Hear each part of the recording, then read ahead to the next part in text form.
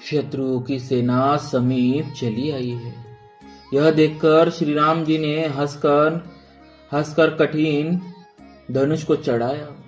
कठिन धनुष चढ़ाकर सिर पर जटा का जूड़ा बांधते हुए प्रभु कैसे शोभित हो रहे हैं, जैसे मरकतमणि पन्ने के पर्वत पर करोड़ों बिजलियों से दो सांप लड़ रहे हो। कमर में तरकस कसकर, विशाल भुजाओं में धनुष लेकर और बाण सुधार कर प्रभु श्री रामचंद्र जी राक्षसों की ओर देख रहे हैं। मानो मत वाले हाथियों के समूह को आता देखकर सिंह उनकी ओर ताक रहा हो। पकड़ो पकड़ो पुकारते हुए राक्षस योद्धा बाग छोड़कर बड़ी तेजी से दौड़े हुए आए और उन्होंने श्री राम जी को चारों ओर से घेर लिया। जैसे बाल सूर्य उदयकालीन सूर्य को अकेला देखकर मंदेह नामक दैत्य घेर लेते हैं। सौंदर्य माधुर्य निधि प्रभु श्री रामचंद्र जी को देखकर राक्षसों की सेना थकित रह गई। वे उन पर बाण नहीं छोड़ सके। मंत्री को बुलाकर खरदूषण ने कहा, यह राजकुमार कोई मनुष्य का भूषण है। जितने भी नाग, असुर, देवता, मनुष्य और मुनि हैं, उनमें से हमने न जाने कितने ही देखे, जीते और मार डाले। पर हे सब भाइयों सुनो, हमने जन्म भर में ऐसी सुंदरता कहीं नहीं देखी। यद्यपि इन्होंने हमारी बहन को कुरूप कर दिया, तथापि ये अनुपम पुरुष वध करने के योग्य नहीं है।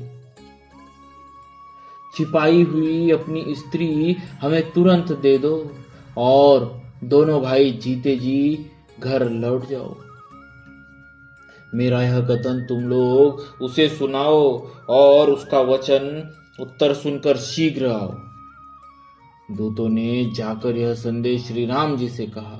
उसे सुनते ही श्री राम जी मुस्कुराकर बोले, हम क्षत्रिय हैं, वन में शिकार करते हैं और तुम्हारे शरीर के दुष्ट पशुओं को तो ढूंढते ही फिरते हैं। हम बलवान शत्रु को देखकर नहीं डरते। लड़ने को आओ तो एक बार तो हम काल से भी लड़ सकते हैं। यद्यपि हम मनुष्य हैं, परंतु दैत्य कुल का नाश करने वाले और मुनियों की रक्षा करने वाले हैं। हम बालक हैं, परंतु दुष्टों को दंड देने वाले। यदि बल न हो तो घर लौट जाओ। संग्राम में पीठ दिखाने वाले किसी को मैं नहीं मारता। रण में चढ़ आकर कपट चतुराई करना और शत्रुओं पर कृपा करना, दया दिखाना तो बड़ी भारी कायरता है। दूतों ने लौटकर तुरंत सब बातें कही, जिसे सुनकर खरदूषण का हृदय अत्यंत जल उठा।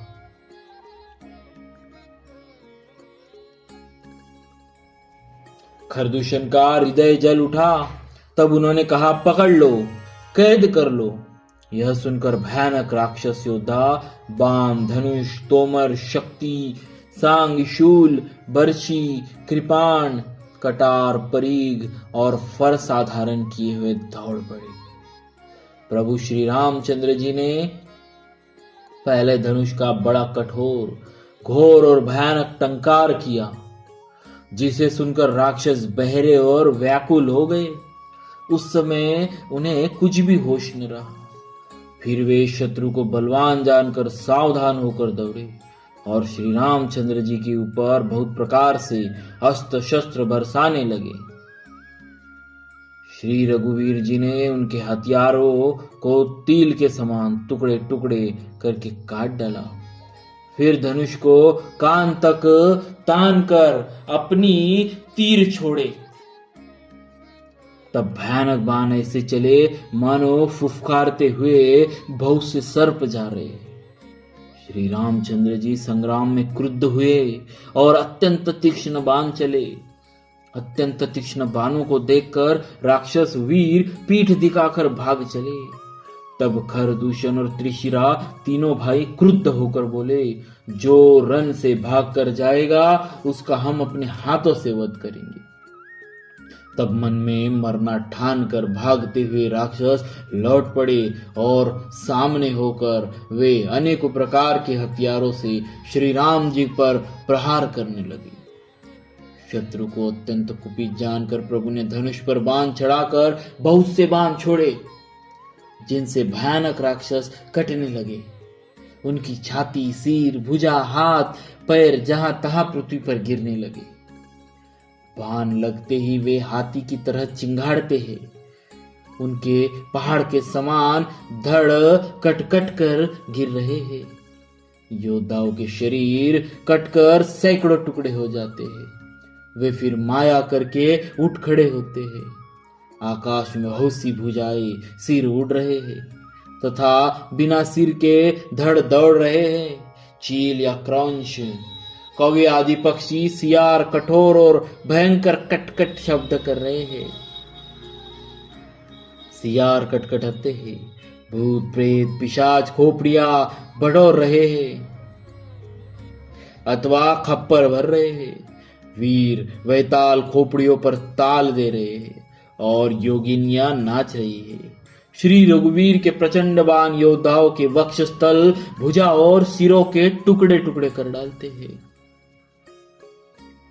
उनके धड़ जहां तहां गिर पड़ते हैं, फिर उठते और लड़ते और पकड़ो पकड़ो का भयंकर शब्द करते।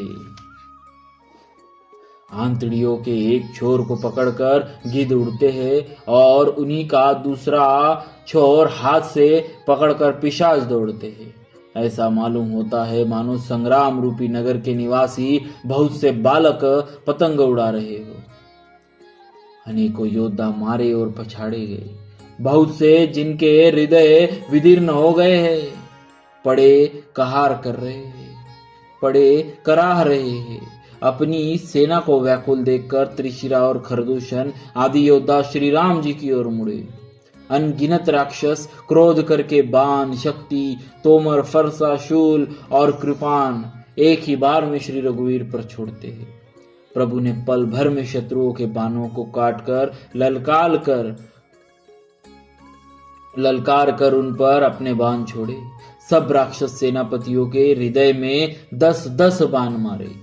योद्धा पृथ्वी पर गिर पड़ते हैं, फिर उठकर भिड़ते हैं, मरते नहीं, बहुत प्रकार की अतिशय माया रचते हैं। देवता यह देखकर डरते हैं कि प्रेत राक्षस 14,000 है और अयोध्यानाथ श्री राम जी अकेले हैं।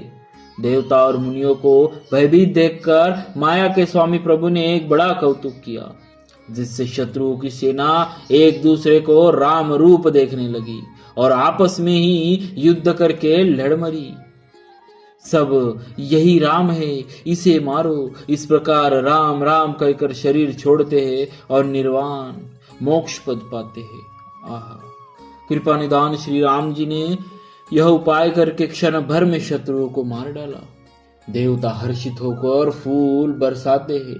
नगर में आकाश में नगाड़े बज रहे हैं। फिर वे सब स्तुति कर करके अनेकों विमानों पर सुशोभित हुए चले गए। जब श्री रघुनाथ जी ने युद्ध में शत्रु को जीत लिया तथा देवता, मनुष्य और मुनि सबके भय नष्ट हो गए, तब लक्ष्मण जी श्री सीता जी को ले आए।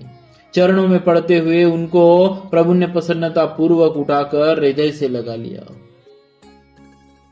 सीता जी श्री राम जी के श्याम और कोमल शरीर को परम प्रेम के साथ देख रही है, नेत्र अघाते नहीं है। इस प्रकार पंचवटी में बसकर श्री रघुनाथ जी देवताओं और मुनियों को सुख देने वाले चरित्र करने लगे। खरदूषण का विध्वंस देखकर शूर्पणखा ने जाकर रावण को भड़काया। वह बड़ा क्रोध करके वचन बोली, तूने देश और खजाने की सुधि ही भुला दी। शराब पी लेता है और दिन रात पड़ा सोता रहता है। तुझे खबर नहीं है कि तेरे शत्रु तेरे सिर पर खड़े हैं। नीति के बिना, राज्य और धर्म के बिना धन प्राप्त करने से, भगवान को समर्पण किए बिना उत्तम कर्म करने से और विवेक उत्पन्न किए बिना विद्या पढ़ने से परिणाम में श्रम ही हाथ लगता है। विषयों के संग से सन्यासी, बुरी सलाह से राजा, मान से ज्ञान, मदिरा पान से लज्जा, नम्रता के बिना, नम्रता से न होने से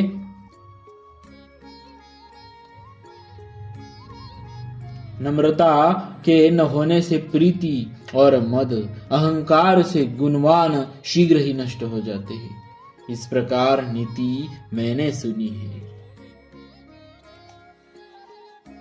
शत्रु, रोग, अग्नि, पाप, स्वामी और सर्प को छोटा करके नहीं समझना चाहिए। ऐसा कहकर शूर्पणखा अनेक प्रकार से विलाप करके रोने लगी। रावण की सभा के बीच वह व्याकुल होकर पड़ी हुई बहुत प्रकार से रो रो कर कह रही है कि अरे दशग्रीव, तेरे जीते जी मेरी क्या ऐसी दशा होनी चाहिए। शूर्पणखा के वचन सुनते ही सभासद अकुला उठे। उन्होंने शूर्पणखा की बाह पकड़कर उसे उठाया और समझाया। लंकापति रावण ने कहा, अपनी बात तो बता, किसने तेरे नाक कान काट लिए? वह बोली, अयोध्या के राजा दशरथ के पुत्र, जो पुरुषों में सिंह के समान है, वन में शिकार खेलने आए हैं। मुझे उनकी ऐसी समझ पड़ी कि वे पृथ्वी को राक्षसों से रहित कर देंगे। बोलिए श्री सीताराम जी महाराज की जय। भक्तों